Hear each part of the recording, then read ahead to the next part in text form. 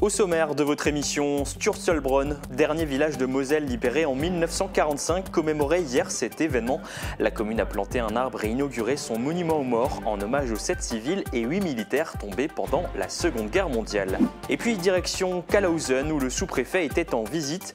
Le représentant de l'État a fait halte à la boucherie du village pour déguster des spécialités. La municipalité lui a exprimé son souhait de restaurer le lavoir pour redonner l'accès à l'eau libre. Elle espère recevoir une aide de l'État pour ce projet. L'agglomération de Sarreguemines soutient les petites entreprises locales avec le dispositif A2I. Dans ce cadre, MTI, Bello Piscine et Piranha Pêche et Loisirs viennent de décrocher des subventions. Ces aides de 4 à 6 000 euros doivent leur permettre de moderniser leurs équipements et de développer leur activité. L'avenir de la centrale Émile Luchet de Saint-Avold reste incertain. Une délégation d'élus dont le sénateur Michael Weber sont allés à la rencontre des salariés inquiets. Au Sénat, les amendements pour accélérer la transition vers des combustibles plus polluants ont été rejetés, tandis qu'un autre en faveur du fioul relance les débats. Une centaine d'élèves de 4e du collège Jean-Baptiste Eblé de Putelange-au-Lac ont pris part à un concours d'éloquence, exercice qui mêle lecture de textes et présentation d'exposés devant un jury. Les gagnants recevront un diplôme et une place de cinéma. Bonjour et bienvenue, si vous nous rejoignez sur Mosaïque Cristal, vous regardez le 30 minutes, votre émission d'information 100% locale. Je suis ravi de vous retrouver. Nos invités du jour apportent du réconfort aux patients en gériatrie et en soins palliatifs. Début novembre, 6 soignantes de l'hôpital Robert Pax ont créé l'association Les Chemins Étoilés. Comment agissent-elles et avec quels moyens? Réponse en deuxième partie d'émission. On commence avec cet événement qui a marqué un tournant dans l'histoire de notre département. Le 19 mars 1945, Sturzelbronn était le dernier village de Moselle à être libéré. Alors hier, 80 ans après, une cérémonie de commémoration était organisée devant la mairie. L'occasion pour la commune de dévoiler deux nouveaux symboles historiques, un monument aux morts et un arbre de la libération. Guillaume Dumonteil était sur place. Aujourd'hui, 80 ans après, le vacarme assourdissant des armes a laissé place à l'ordre solennel et silencieux du cérémonial. La paix règne où la liberté a souffert, puis a triomphé. Contraste saisissant en effet à Sturzelbronn entre le calme d'hier et les combats qui se sont déroulés dans cette commune il y a 80 ans, au moment de sa libération par les Américains. De manière générale, cette localité du Pays de Bitche, le dernier village de Moselle libéré, n'a pas été épargnée lors de la Seconde Guerre mondiale. Avec ses 168 habitants, ce paisible village a vécu l'horreur de la guerre. Bombardé par les Alliés en raison des installations militaires allemandes, il subit une première tentative de libération, avortée, le 18 mars, avant d'être enfin et définitivement libéré le lendemain. La venue des Américains le 19 mars 1945 a été un grand soulagement pour les habitants car ils savaient que la guerre était enfin finie. Le dernier village étant libéré, le pays de Bitche pouvait enfin respirer et savourer le vent de cette liberté. Le village a payé un lourd tribut durant la Seconde Guerre mondiale. 8 militaires de Sturzelbronn ont perdu la vie ainsi que 7 civils. Hier, des enfants de la commune ont pris la parole pour présenter leur parcours. Mathieu Arbogast est né en 1867. Il meurt en Charente, sans doute en 1940 pendant l'évacuation du froid ou une maladie. En mémoire des victimes des 2 guerres mondiales, un monument aux morts a été dévoilé. Jusqu'à présent, la commune n'en avait pas. La mémoire des hommes, quand elle s'inscrit dans la pierre, n'est plus superficielle. Elle dure. Il y a une trace visible pour que chacune et que chacun se rappelle. Désormais, en plus d'avoir un monument aux morts, Sturzelbronn dispose d'un arbre de la libération, un chêne blanc installé durablement pour rappeler l'action des libérateurs.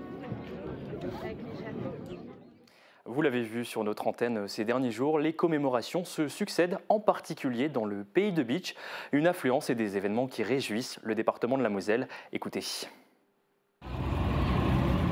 Depuis le premier jour, lorsque nous avons lancé il y a 15 jours évidemment ce cycle autour de la commémoration, au travers des concerts, au travers des entretiens, au travers des entretiens à un certain nombre d'auteurs, au travers des conférences, le public était au rendez-vous. Et évidemment, on a été agréablement surpris par cette approche intergénérationnelle de celles et ceux qui étaient présents. On a été surpris au travers de la qualité évidemment de l'ensemble des spectacles, au travers de leur justesse dans les propos tenus, dans le choix des répertoires. A noter que d'autres événements sont organisés ce week-end dans le cadre du 80e anniversaire de la Libération. Alors c'est le cas à Philippsbourg et dans les communes de Wolflin, Wieswiller et Bliesbruck. Dans l'actualité également, le sous-préfet de l'arrondissement de Sarreguemines était en visite à Kalausen. L'occasion de rencontrer les élus, échanger avec les commerçants et même goûter les spécialités locales.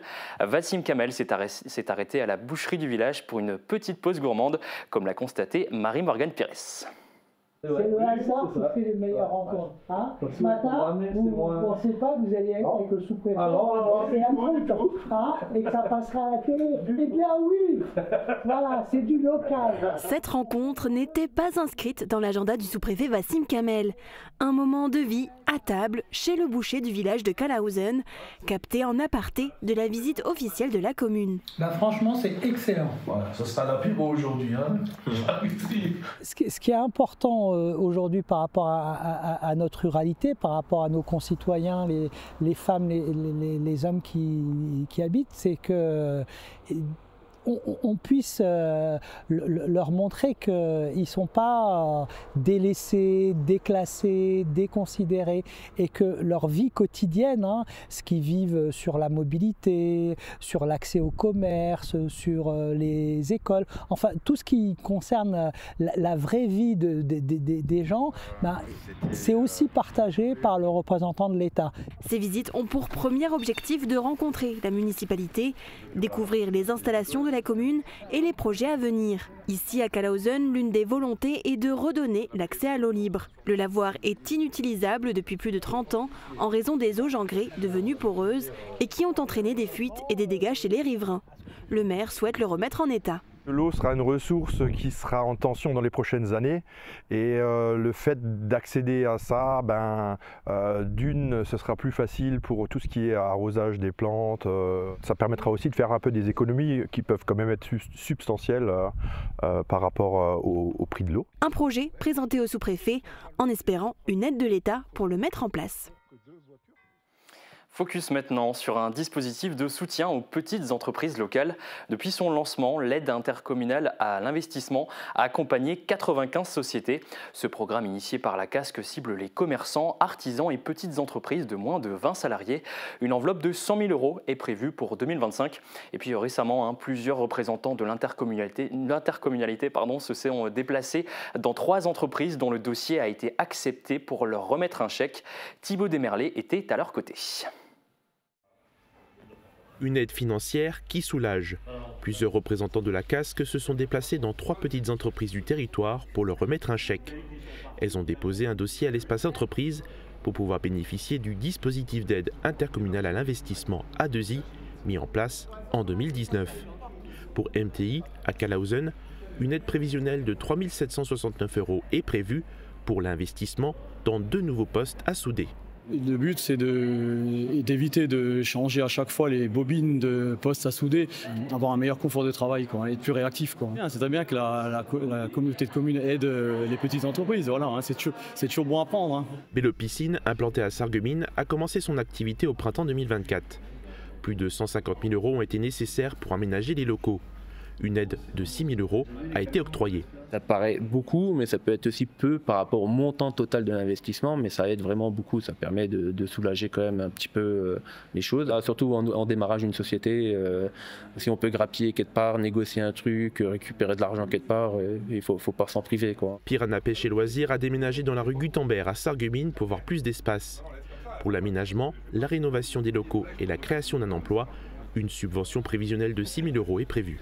Moi, j'ai su par les bouche à oreille, mais c'est toujours bon à prendre. C'est très bien. C'est très bien. On se demande des fois, on se dit on devient propriétaire et on nous aide. Et quand on devient propriétaire, on ne nous aide pas. C'est plutôt l'inverse. Mais là, c'est vraiment cool. On nous dit souvent que nous n'aidons que les grosses unités. Hein. Eh bien non, nous nous intéressons également à des activités qui sont plus modestes en taille hein, et qui méritent d'être soutenues de la même manière. La subvention est donnée sous certaines conditions. Elle concerne les commerçants, artisans ou petites entreprises de moins de 20 salariés. Les demandes sont en hausse. 19 dossiers ont été examinés en 2024. 95 entreprises ont bénéficié de l'aide depuis 2019. Quel avenir pour la centrale à charbon Émile Huchet de Saint-Avold? Les salariés plaidaient pour une reconversion vers des énergies moins polluantes comme le biogaz, mais le Sénat a rejeté cette proposition, soutenue par 5 sénateurs mosellans. Un amendement en faveur du fioul relance désormais les débats. Alors quelques jours avant ce revirement, plusieurs élus, dont le sénateur Michael Weber, sont allés à la rencontre des salariés.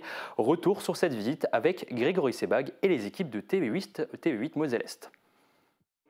Appelée à la rescousse en novembre 2022 pour faire face à la crise énergétique, la centrale à charbon Émile Huchet de Saint-Avold vient d'achever sa 3e saison hivernale depuis sa remise en service.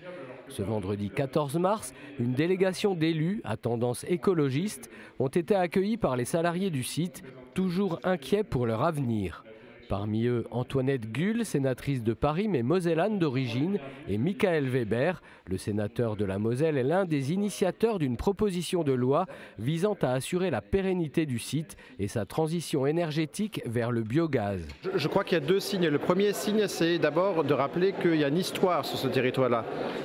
Tous les Mosellans le savent, j'en suis un, que sur l'ensemble du bassin houiller, de Saint-Avold jusqu'à Forbach, il y a une histoire qui est liée à l'énergie, à un savoir-faire des salariés, des entreprises qui ont été engagées et de la population qui est aussi fière de pouvoir contribuer en quelque sorte à la richesse du pays, à la richesse de la France. Et puis il y a de l'autre côté effectivement la capacité que l'on a eue sur ce site en particulier de remettre un outil de production très rapidement en route. Et je pense que la moindre des choses, la moindre des reconnaissances, puisqu'il y a une volonté de transition pour aller vers une production décarbonée, c'est de soutenir cette initiative-là. Moi c'est important de venir rencontrer les salariés, de venir comprendre quel est le projet de cette usine, de venir vraiment, parce que pour moi l'économie c'est une aventure humaine avant tout, hein, c'est vraiment de dire ce sont les salariés hein, qui à la fois font le travail mais aussi la vie d'une entreprise, et donc moi je ne veux pas prendre de décision sans avoir rencontré les salariés, sans avoir bien compris le projet, etc. Donc c'était important de venir pour ça. On fait les lois, mais il faut que ces lois elles reposent sur la réalité, sur le terrain, et c'est pour ça qu'on est là. Après la visite de Marine Tondelier en mai dernier, les syndicats et salariés sont satisfaits de voir les écologistes continuer à leur apporter leur soutien. Les échanges avec les élus leur permettent d'expliquer, de convaincre du bien fondé du projet de transition du site, mais aussi d'exprimer leurs inquiétudes qui subsistent. Alors il y a toujours des inquiétudes chez les salariés parce qu'on a vécu des mois et des années assez compliqués.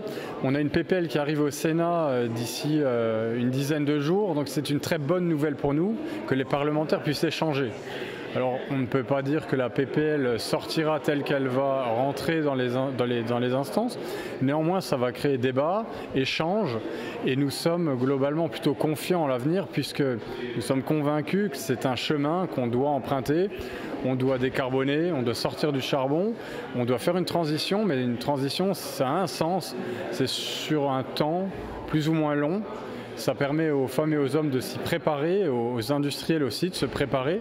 Donc on est bien accompagné aujourd'hui avec les Verts qui sont également dans cette démarche d'accompagnement, de critique aussi, parce qu'on doit entendre tout ça, on doit faire le projet le plus vertueux pour l'avenir, pour ne pas hypothéquer l'avenir de nos enfants, et c'est tout l'ambition de nous autres aujourd'hui réunis.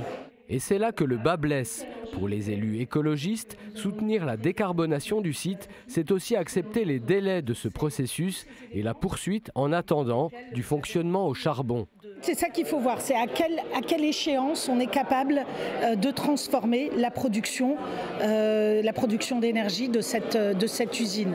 Alors effectivement, il y a un délai qu'on peut prendre en compte et se dire que si c'est 1 an ou 2, ça peut aller. Après, si on dit il nous faut 5-10 ans, parce que quelquefois on est à ce délai-là pour la transition écologique, effectivement c'est trop loin. On a besoin d'échéances plus courtes.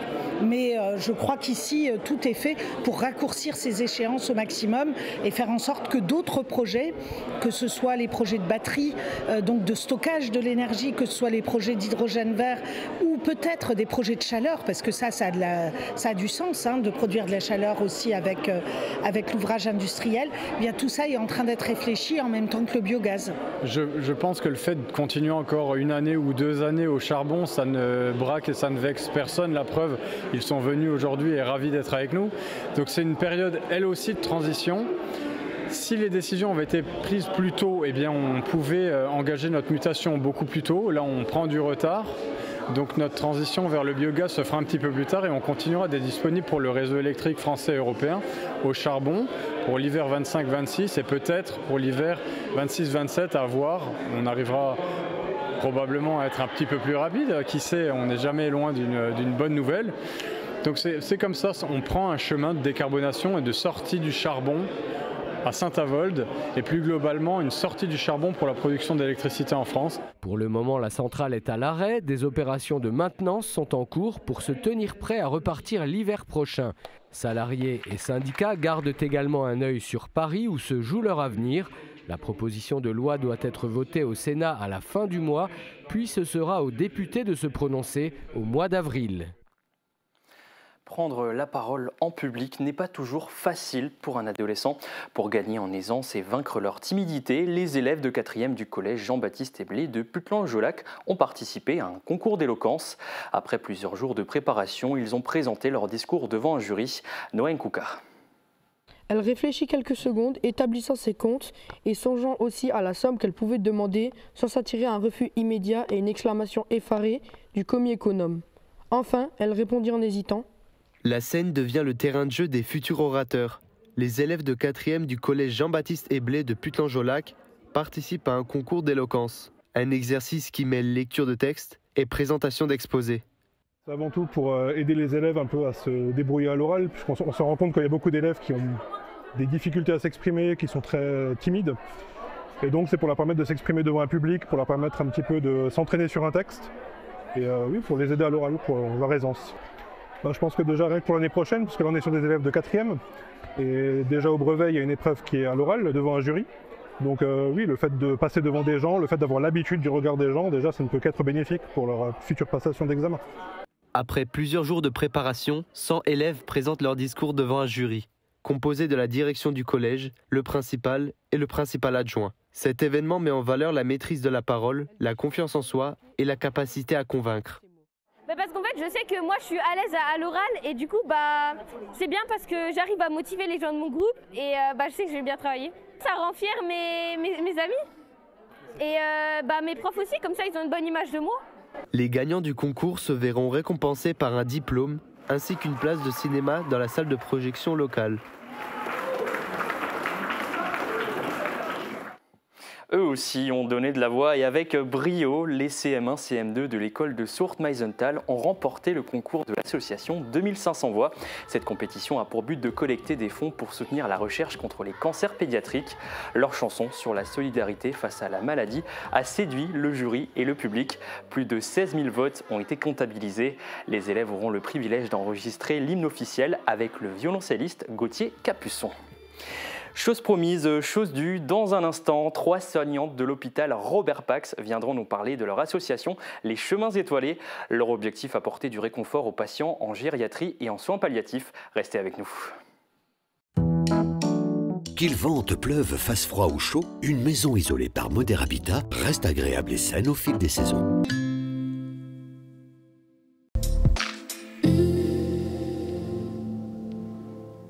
Bonjour tout le monde, une dégradation va débuter demain et s'installer sur la durée. La matinée débutera encore sous le soleil, mais le ciel va rapidement se couvrir et il n'est pas impossible que quelques averses se produisent en soirée.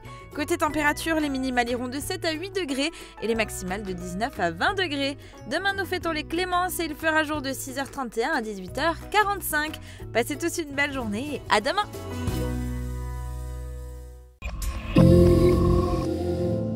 Redécouvrez votre Intermarché de la Citadelle à Beach. Des produits frais et savoureux chaque jour, viande et charcuterie sélectionnées, fromage affiné, un rayon primeur rempli de fruits et légumes de saison choisis avec soin, un large choix de vin pour accompagner vos repas et du bon pain cuit sur place. Intermarché, tous unis contre la vie chère. Les voix sauvages se font entendre avec Mireille de Plate. Retrouvez tout au long de l'année à Sarreguemines de nombreux temps forts autour de la langue francique. Spectacles, conférences, projections, rencontres, ateliers, visites, expositions et bien d'autres surprises sur une thématique rugissante. Le Plate à Sarreguemines se vit au quotidien. Programme complet sur plate.sarreguemines.fr.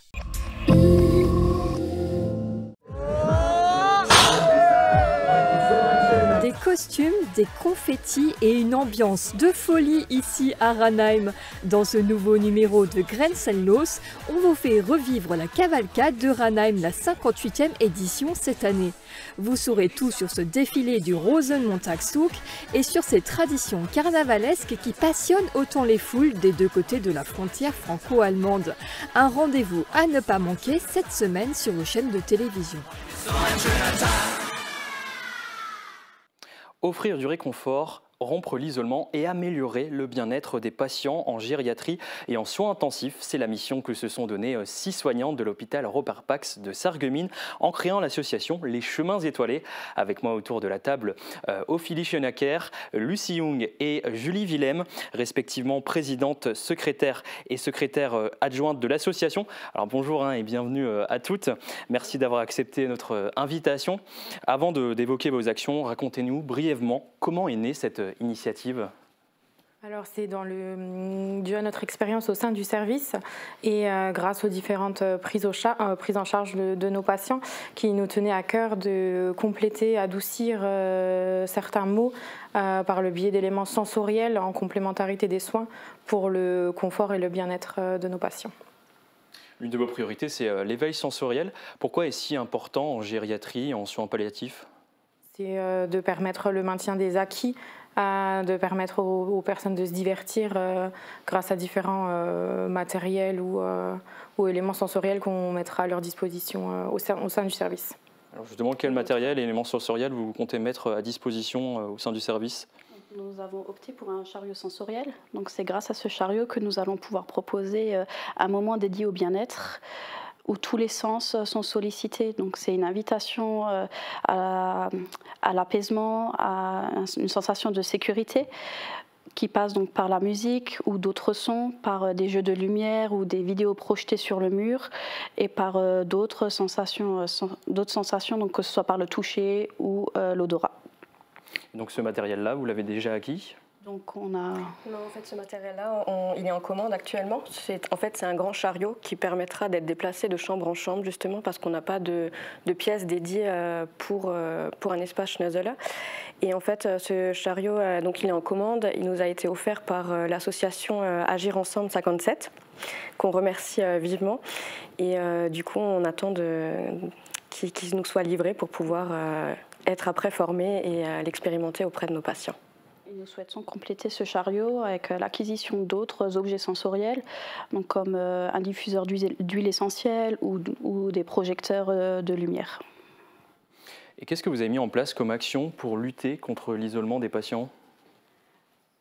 Le besoin de s'occuper est trop souvent sous-estimé.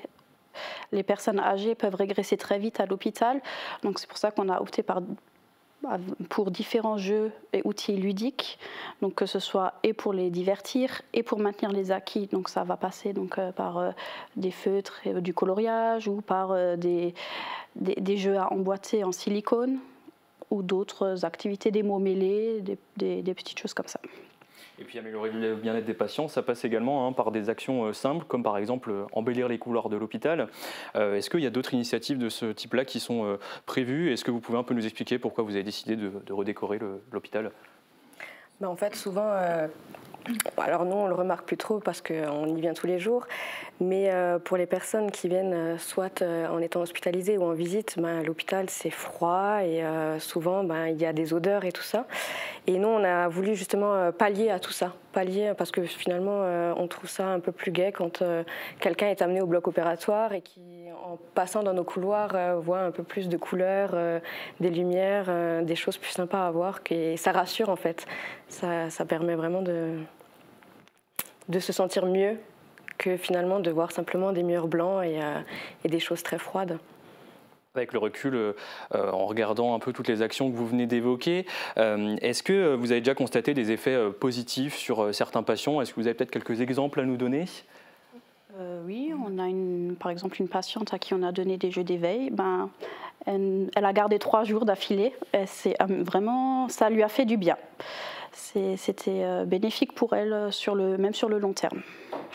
Ou encore en incluant des tableaux dans les chambres pour permettre d'afficher des dessins des proches ou des familles ou de laisser des petits mots sur les tableaux et les patients en fait les voient dans leur chambre directement. Lucie Young, vous êtes soignante et aussi engagée dans cette association. Comment vous faites pour concilier les deux? On prend actuellement beaucoup sur nos repos, mais finalement, en fait, c'est vraiment une association qui nous tient à cœur. Donc, on ne compte pas trop nos heures pour l'instant et on espère pouvoir justement, une fois qu'on a notre chariot Schneuzelin en place et toutes les actions soient mises en place, trouver ce temps sur nos postes de soins, en fait, pour que ce soit par exemple pendant une toilette d'un patient, pouvoir utiliser le chariot Schneuzelin pour simplement adoucir les soins, en fait, que ce soit utilisé pour une toilette, pour un pansement ou pour d'autres soins, en fait. Donc finalement, simplement se libérer 5 minutes pour la mise en place pendant en fait, nos postes de travail. Et toutes ces actions demandent forcément des moyens. Comment vous comptez les financer? Nous avons déjà des cotisations. Donc, il y a possibilité d'adhérer à l'association de janvier à fin mars.